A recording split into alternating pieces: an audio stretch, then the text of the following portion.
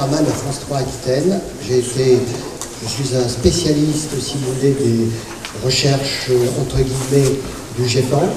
Je me suis spécialisé dans les observations militaires. Je suis un des rares caméramans à être accrédité, à monter dans les avions de chasse de l'armée de l'air, ce qui m'a permis, si vous voulez, pendant 20 à 25 ans, d'avoir des confidences de pilotes. Et ça m'a permis de faire mon premier livre qui s'appelait La fin du secret, ou les dossiers confidentiels de l'armée de l'air. À la suite de quoi, je me suis attelé en 1977 à la création, lors de la création du GEPAN, un petit peu sur les traces des chercheurs du CNES. J'avais su me rendre crédible avec mon premier livre et j'ai suivi de très près les démarches de M. Alain Esterle, pas celle de Claude Coher, et celle de Jean-Jacques Velasco ensuite.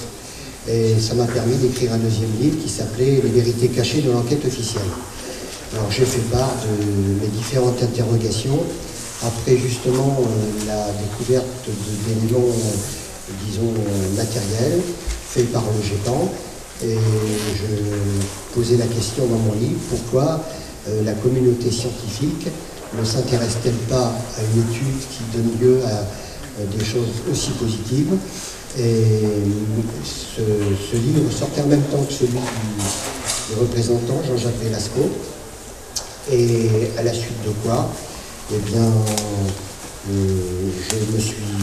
j'ai posé des questions dans ce livre, notamment sur l'affaire de Trans-en-Provence et sur celle de la Marante. Alors, contrairement à ce que vous avez entendu dire dans différentes transmissions, il existe des éléments d'observation qui sont corrélés par ou des traces radar ou des traces au sol. Ce qui fait que le phénomène ovni n'est pas seulement cette nébuleuse psychologique dans laquelle on essaie de l'enfermer, ou sociologique, c'est selon les professions de chacun. Nous avons eu un psychologue qui a proposé une solution psychologique. Ce matin, j'entendais parler des gens sur le paranormal.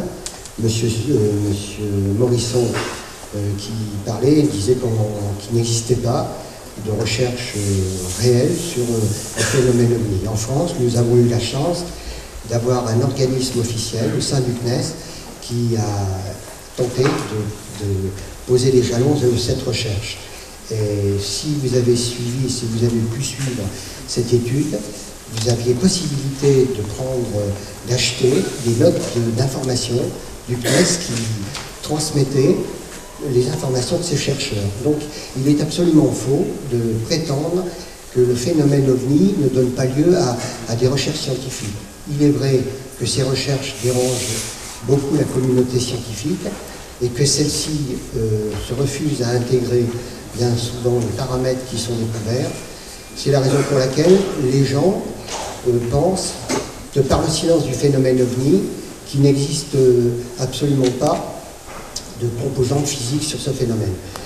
Je suis journaliste professionnel et je peux vous dire une chose, c'est que les gens me posent toujours la même question. Pourquoi ne voit-on plus d'OVNI? D'abord, je vais vous dire une chose, on en voit, et si vous êtes membre d'une association, vous savez qu'il y a des témoignages qui sont faits de manière permanente, mais ce phénomène a, je ne dis pas le pouvoir de se dissimuler, mais de se présenter sous des manières tellement évanescentes que les marques, les traces, les témoignages ne sortent pas de ce schéma classique que nous rencontrons depuis à peu près une quarantaine d'années, c'est-à-dire une lueur, c'est-à-dire un témoignage fait par une seule personne, c'est-à-dire une photo floue, c'est-à-dire un enregistrement radar qui sera localisé et engrangé par l'armée de l'air, mais qui n'ira certainement pas se promener sur les journaux. Donc vous avez toute une partie du phénomène qui, depuis 40, 50 ou même 60 ans, présente toujours les mêmes paramètres. Les journalistes professionnels que je fréquente et dont je suis, quand ils voient dans la presse locale, c'est ce qui se passe généralement, un fait OVNI, ne prennent même pas le temps de le répercuter sur le plan national parce que ce sont toujours les mêmes histoires. Et ensuite, quand vient se greffer sur une de ces histoires un témoignage faisant état d'une rencontre ou d'un contact, et que ce contact s'établit sur une seule personne, les journalistes rejettent ce témoignage car ils ont besoin pour faire un compte-rendu de plusieurs personnes, de plusieurs éléments, et quand ils ne rencontrent plus, et c'est ce qui se passe généralement, ils préfèrent éliminer le témoignage. Voilà. Et moi, je pense qu'on trouve une explication dans cette absence du phénomène dans les journaux et dans les différents commentaires que n'en fait plus la télévision ou la radio. Je peux vous donner des informations relatives à la poursuite de l'enquête officielle. Fin septembre, le GEPAN a été remplacé par un GIPA, un comité de pilotage, qui est installé et qui a pour but, si vous voulez, de continuer un petit peu l'investigation au niveau des rapports et des observations. Mais ce comité de pilotage a été installé avec comme président un monsieur qui s'appelle Yves Sillars. Ce monsieur Yves Sillars a été l'un des responsables, il se présente comme tel, de la création du GEPAN.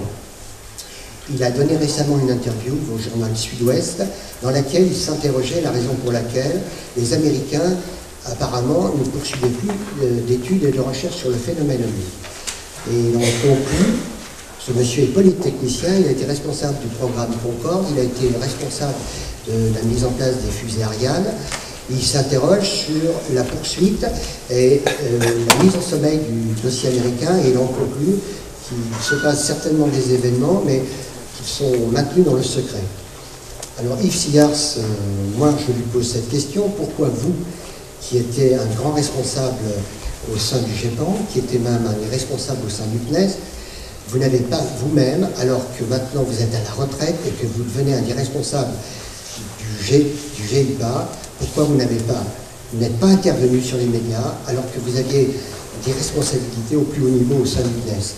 Je vous parle de ce détail parce que maintenant on sait qu'il a existé, il s'est créé il y a quelques années un groupement qui s'appelait le COMETA. Le COMETA était composé de personnalités de la recherche, mais surtout des militaires, des anciens généraux qui ont fait un rapport qui porte le nom, COMETA, et dans ce rapport, ils se disaient prêts à intervenir sur le domaine de leurs compétences pour élargir au public l'information. Le problème du COMETA, c'est comme le problème de M. Yves Sillars, c'est qu'il est animé par des anciens responsables au plus haut niveau qui avaient la responsabilité de groupes d'armée, d'industrie, de recherche, et ces gens, une fois à la retraite, se regroupent pour dire les ovnis c'est très important, il faut faire quelque chose.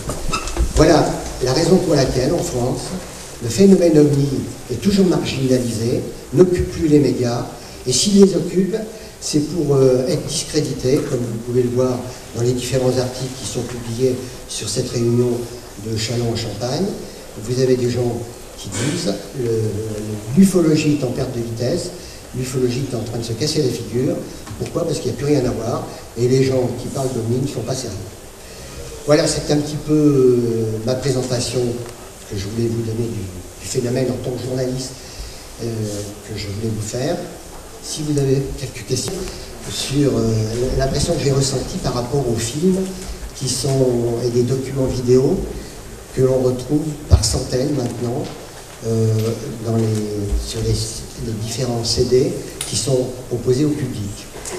Si vous faites vous-même une photo ou un film vidéo sur une observation, je me souviens, il y a à peu près 40-50 ans, il y avait un hebdo qui s'appelait Radar, qui proposait 1 million, qui s'apprêtait à donner 1 million à une personne qui aurait photographié un ovni. Maintenant, vous êtes témoin d'un phénomène ovni. Vous possédez tous, on possède tous, un petit appareil photo, une petite caméra miniature. Vous allez être témoin d'un événement ovni, vous allez le photographier, et vous avez l'impression que vous avez décroché la timbale. Cette photo, cet ovni, vous pouvez le proposer à tous les journaux, ils ne vous la prendront pas, ils ne la considéreront pas crédible, même si vous êtes la personne la plus crédible, parce que nous sommes maintenant à une époque où les appareils numériques permettent tous les trafics inimaginables que vous souhaitez. Et il y a une chose qui est encore plus importante, c'est que les militaires se sont dotés de petits instruments qui s'appellent les drones, qui sont maintenant des brouilleurs du signal OVNI. Vous pouvez maintenant, je ne dis pas acheter, mais vous pouvez posséder un drone. Un drone, c'est un petit appareil de reconnaissance, excusez-moi, je dois aller plus loin, qui permet la visualisation à une certaine altitude d'un site de combat ou d'un lieu de prise d'otage. Vous avez des drones, généralement, qui sont aussi volumineux que les avions, que des petits avions de modèle réduit. Vous en avez qui sont pas plus gros que des avions, des petits avions de tourisme. Mais vous avez des drones maintenant qui sont pas plus gros qu'une feuille de papier. Vous avez même des drones qui vont devenir aussi gros qu'un insecte. Vous avez maintenant des commandos qui sont équipés dans leur sac à dos de petits drones qui pourront faire le tour des bâtiments, leur permettre d'identifier les tireurs, les snipers.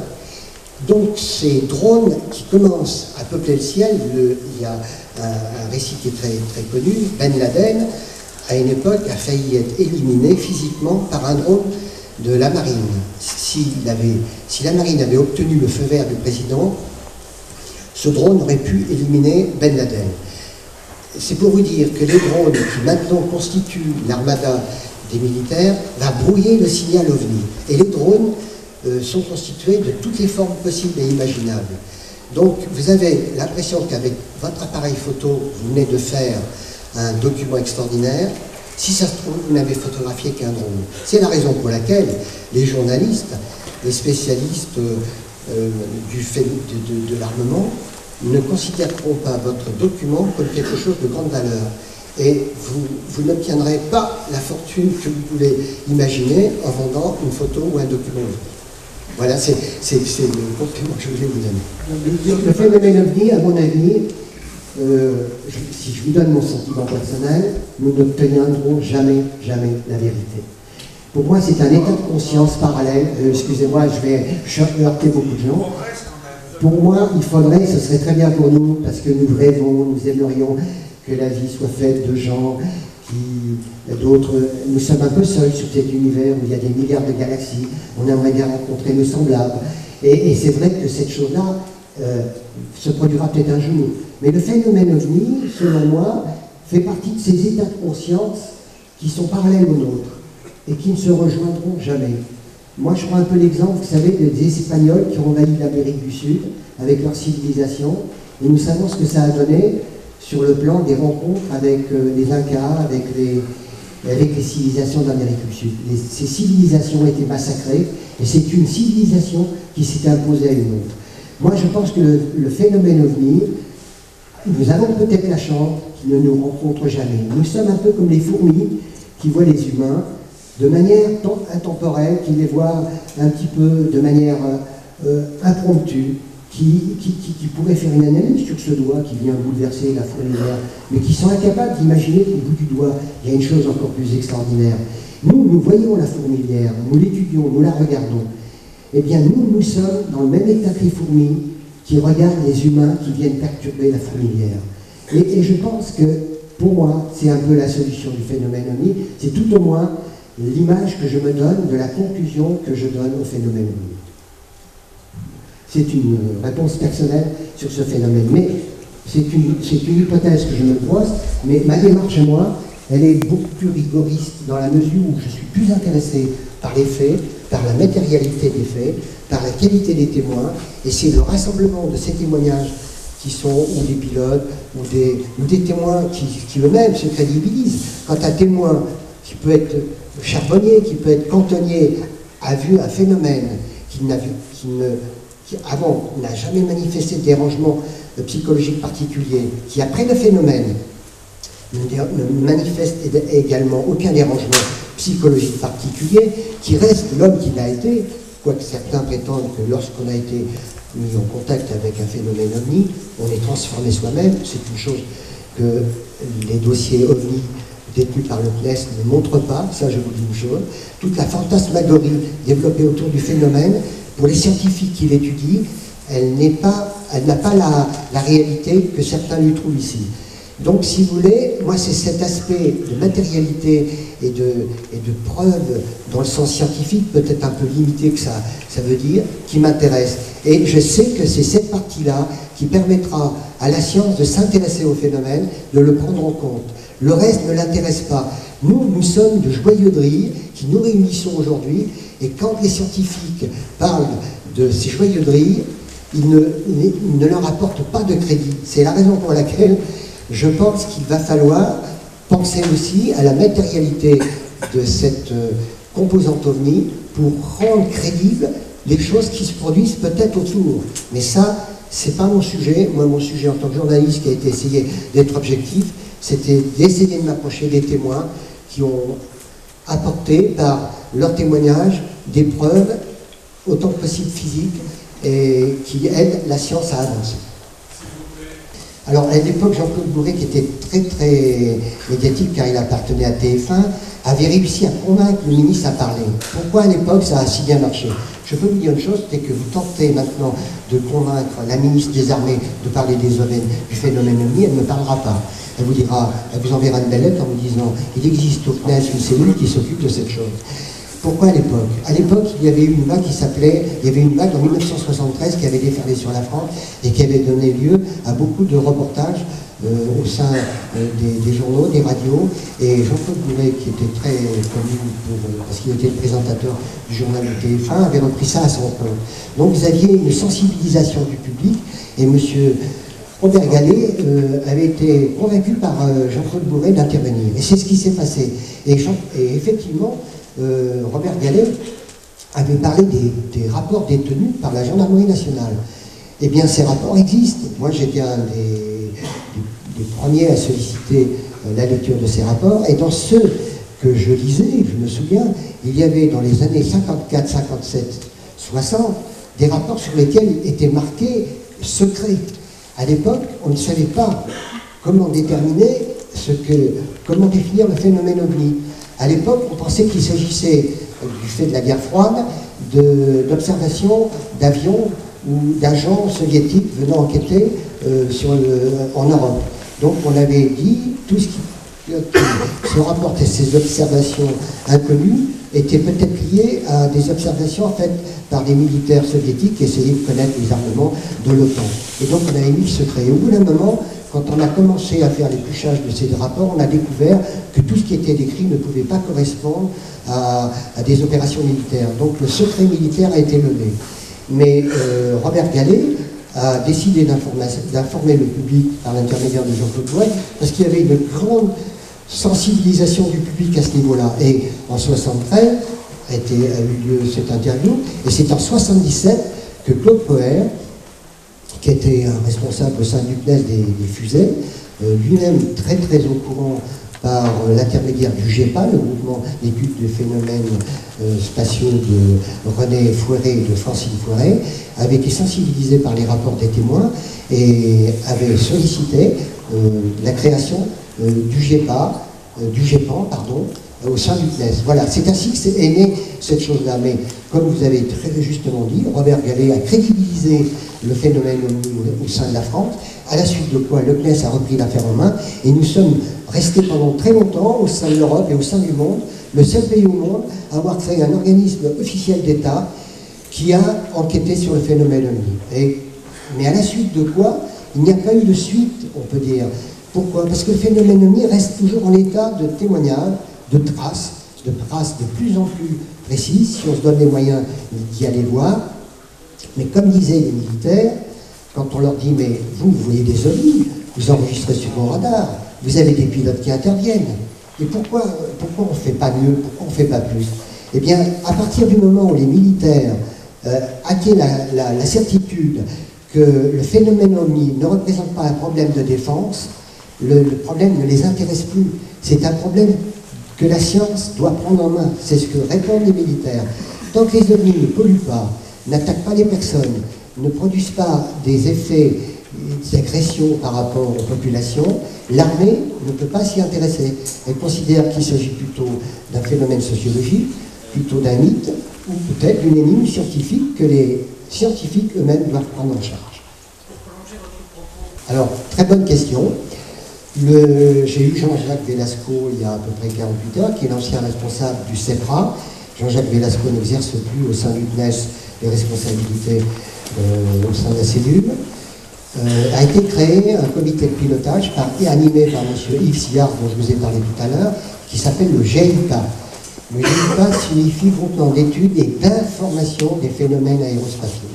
Le GEIPA doit théoriquement informer les populations des conclusions auxquelles parviendront les différents responsables qui ont été regroupés sous ce nom-là. En vérité, ça ressemble étrangement à un comité d'observation qui est susceptible de répondre à une médiatisation sur un sujet donné. Mais il n'interviendra, à mon avis, pas de manière systématique. Yves Sillars a déclaré qu'il allait créer un site internet sur lequel il donnera tous les ans, il y aura un communiqué définissant ce qu'aura perçu le GEIPA, mais sur ce site internet, vous pourrez vous informer du suivi du CNES sur le phénomène OVNI. Mais en réalité, le CNES ne s'en occupe plus, c'est une sorte de comité, comme je vous ai expliqué, qui est en dehors du CNES, qui émettra des réflexions sur différents cas quand ils se produiront, ou peut-être sur différentes recherches qui seront proposées par des gens qui seront sensibilisés par un aspect du phénomène. Le GEPA, comme le GEPA aujourd'hui, ce sont des organismes qui ne sont pas libres. Ils dépendent du gouvernement et de l'État français. Bien, alors moi je ne suis pas le représentant du GEPA, hein, je suis un monsieur qui a essayé d'investiguer. Je vais vous donner une information peut-être surprenante. Je suis quelqu'un qui a essayé de défendre l'idée qu'il n'y a pas de secret sur les ovnis. Il y a pire que le secret. Il y a le non-dit. Et je vais vous raconter un petit détail. Je suis donc accrédité défense, je reçois la littérature qui est envoyée par le ministère de la Défense, comme tous les journalistes accrédités. Et il existe un petit opuscule que nous recevions qui s'appelle Actu Défense. Dans Actu Défense, vous pouviez lire les questions des citoyens au ministre des Armées qui étaient retransmis par l'Assemblée nationale. Et vous aviez la réponse du ministre dans Actu Défense que devait théoriquement retransmettre le journaliste accrédité. Dans cet Actu Défense, vous aviez aussi les différentes commissions qui se réunissaient et les différents regroupements qui pouvaient étudier sur un cas donné, etc. Et un jour, je lis création du comité du Conseil scientifique de défense. Ça se passait en 98. Ce Conseil scientifique de défense était défini comme pouvant s'intéresser aux différentes menaces, aux différents armements et aux choses qui devaient sensibiliser les responsables de ce Conseil scientifique de défense. Ce Conseil scientifique de défense, en 98, stipulait qu'il avait été créé en 86. Ce Conseil scientifique de défense créé en 86 était présidé en 86 par Hubert Curien. Hubert Curien, pour ceux qui ne savent pas, était le directeur du CNES dans les années 80. Il était aussi le directeur qui était le responsable d'un autre conseil scientifique au sein du GEPAN, c'est-à-dire au sein de l'unité de recherche sur les ovnis au sein du GEPAN. Quand le conseil scientifique de défense est créé, qui n'existait pas avant, c'est M. Hubert Curien, grand spécialiste des ovnis au sein du conseil, qui le préside. Ça veut dire que le ministère des Armées crée une section, un comité, un conseil scientifique de défense qui possédait à sa tête le plus grand spécialiste ovni de la France et qui détenait des dossiers. Ce conseil scientifique de défense se réunit en 98 avec d'autres personnes et dans la liste que je possède, je vois, quand j'ai vu nommer M. Yves Sillars, qui est maintenant le responsable du GEIPA, je retrouve le nom de Yves Sillars en 1998. C'est vous dire que ce comité scientifique de défense, au sein du ministère des Armées, est composé à chaque fois de 2 ou 3 personnes qui sont à la pointe de la connaissance du phénomène OVNI. Ça veut dire que ce conseil scientifique de défense, s'il se passe un phénomène OVNI, est tout de suite prévenu, est tout de suite susceptible de faire intervenir des militaires. Et quand il se réunit, il n'est pas obligé de communiquer, car il s'agit de la défense nationale. Donc, si vous voulez, ça paraît, toute cette histoire du conseil scientifique, ça doit vous faire drôle, etc. Mais c'est par l'intermédiaire de cet organisme très peu connu du public, car les journalistes qui ont lu cette Actu Défense comme moi ne sont pas des spécialistes du phénomène ovni. Ceux qui sont accrédités défense, pour eux, les ovnis, c'est de la connerie. Mais ils ne possèdent pas le nom des gens qui sont spécialistes du phénomène. Donc, ils n'ont pas fait le rapport. Et moi, je peux vous dire qu'en tant que spécialiste et en tant que branché du CNES, je peux vous dire qu'il existe donc un organisme au sein du ministère des Armées qui, à tout moment, peut intervenir sur un phénomène ovni et peut, à tout moment, décréter des éléments et des choses et des conclusions sans communiquer au public. Et c'est ça, je trouve, la chose la plus importante. C'est ce non-dit qui permet à des hommes, tranquillement, alors qu'il existe uniquement au sein du CNES un organisme susceptible de renseigner le public, un organisme d'État peut très bien avoir des informations et ne pas communiquer.